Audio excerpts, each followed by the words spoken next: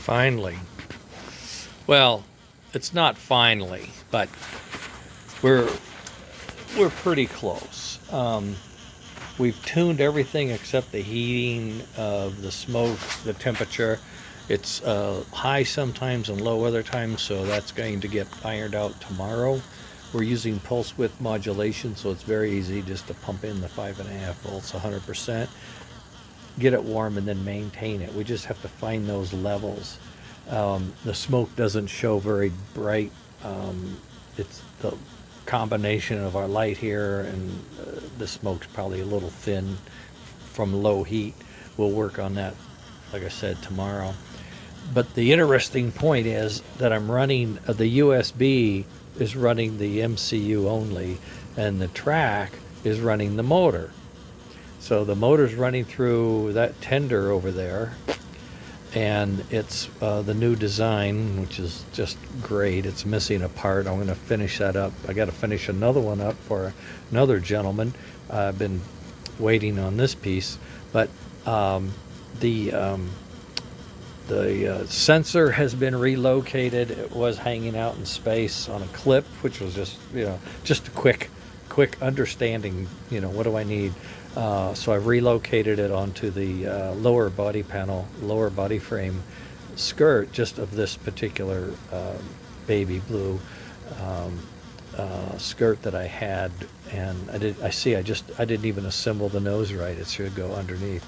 I was in a hurry to get this thing tested. But at any rate, so you can hear the fan boop, boop, boop, boop, puffing like, oh, the AC just shut off. That's so nice. So you can see puffing coming out and intermittence, and if we stop puffing, then there's an idle fan that turns on, and it's on too high. It needs to be cooled off a little bit too, but we didn't know where everything should be, so we just started somewhere, and we're tuning and testing as we go. So we're addressing all this stuff. This board here is a little messy. It has a lot of wires on it, and I'm still messing with the wires, but it's going to get condensed. It's going to be about at least a third, if not 25% of what it is now. It's all spread out just so convenience for testing and keeping the wires straight and whatnot. But there is a capacitor board and then a pair of buck boards. I mean, that's my simulated tender. This is the other tender. I needed a third buck board, so I'm using him and him. So we're getting the 5 volts over here, or 5.5 over here, and 5 volts, and then the motor is just getting what he needs to run the motor. And then 3.3 volts is coming out of the USB and out to everything else. Trim pots allow us to adjust the speed and pressure. If you need it, thought you needed more, you can crank it up. This is for idle, and that's for the puff sound. Everything else is pretty much set, and we are going to be marching along. We have a program, we have a board, and we have the components, and we have this is on the Casey Jones chassis, which is this. His chassis doesn't look like mine, does it? I don't know where it is. Oh, there it is. Here's the real chassis. Here's what this thing looks like when you get one, or if you get one. Steve has them, by the way. There's an adapter just stuck in there. But we've changed the motor. We put in DC fields, and we're changing. We got traction tires. I got the rubber for the traction tires. Fantastic. So I have traction tires on all. This one does not have traction tires. Everything else does. And we've got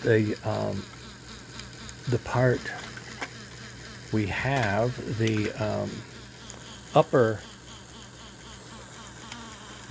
mount that would bolt to this or bolt to this, and then the body will get glued to this. This is a body that I have modified. You can see I cut the lower half off, and I'm going to glue this onto it, and then that will sit down on top of this and get screwed together, and that'll be the engine. And then the skirt will be more of this style here. It'll be reminiscent of what we had, but it will be different. It won't have all the same details. It'll be different.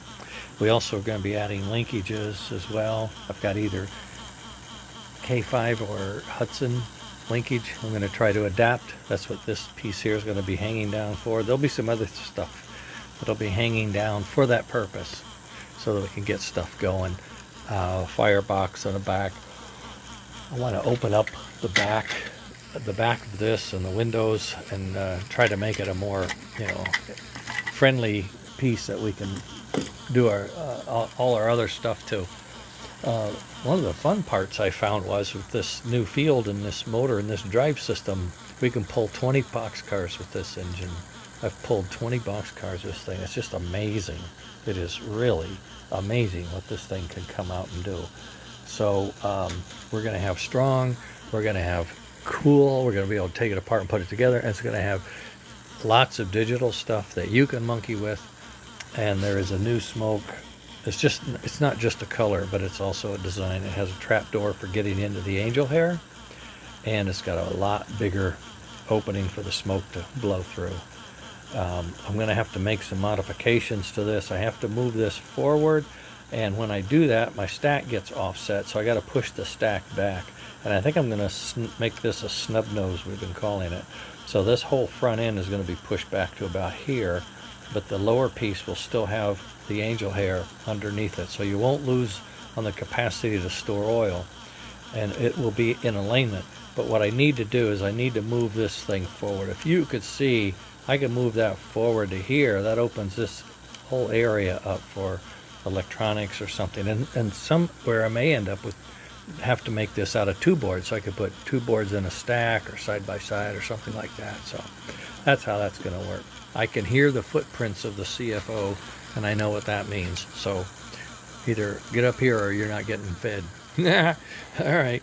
Well, this is the progress. This is where we've been going. This has taken way much longer than I thought, but I do believe the end result is going to be fabulous. I think it's just going to be fabulous. And we'll have it as soon as I get it, I'll show it. Okay. I'll post this, and you guys can chew on it and let me know what you think later.